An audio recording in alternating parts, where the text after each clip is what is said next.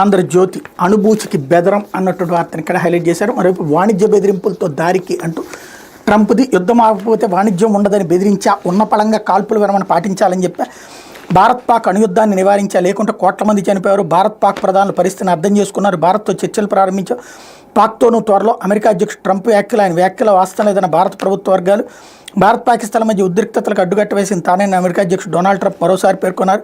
కాల్పుల విరమణ పాటించకపోతే తమ దేశంతో వాణిజ్యం ఆపేస్తానని హెచ్చరించారని, ఇరు దేశాల మధ్య అణుయుద్ధాన్ని నివారించారని వ్యాఖ్యానించారు. అమెరికా అధ్యక్ష కార్యాలయం నిర్వహించిన మీడియా సమావేశంలో ట్రంప్ ఈ వ్యాఖ్యలు చేశారన్నటువంటి వార్తని హైలైట్ చేశారు. ఇకపోతే సరిహద్దుల్లో సైన్యాన్ని తగ్గిద్దాం, డ్రోన్లు మిస్సైల్ దాడులు జరగద్దు, కాల్పుల విరమణ పాటిద్దాం, భారత్ పాక్ డీజీఎంఓల భేటీలో నిర్ణయం. కాసేపటికే భారత్ భూభాగంలోకి పాక్ డ్రోన్లు సమర్థంగా కూల్చేసామన్న భారత సైన్యం, ఎలాంటి ఆందోళన అవసరం లేదని వెల్లడి. సాంబా హోషియార్పూర్లో బ్లాక్అవుట్, పాక్ వైమానిక స్థావరాలకు చావు దెబ్బ, 11 ఎయిర్ బేసులపై బేకర్ దాడులు, ఆపరేషన్ సింధూర్పై డీజీఎంఓల వెల్లడి. కిరాణా హిల్స్పై దాడి చేయలేదు ఏకే భారతి, నియంత్రణ రేఖ వెంబడి ఉద్రిక్త పరిస్థితులను తగ్గించామని భారత్ పాక్ చెందిన మిలిటరీ ఆపరేషనల్ డైరెక్టర్ జనరల్స్ నిర్ణయించారు. సోమవారం సాయంత్రం 5 గంటల సమయంలో ఇరు డీజీఎంఓలు హాట్లైన్ ద్వారా 45 నిమిషాల పాటు సమావేశంపై నిర్ణయాలు తీసుకున్న. నిజానికి మధ్యాహ్నం 12 గంటలకు వీరు భేటీ జరగ కాసేపటి సమావేశం సాయంత్రానికి వాయిదా వేశారన్నటువంటి వార్తని హైలైట్ చేశారు. లేకపోతే శ్రీశైలం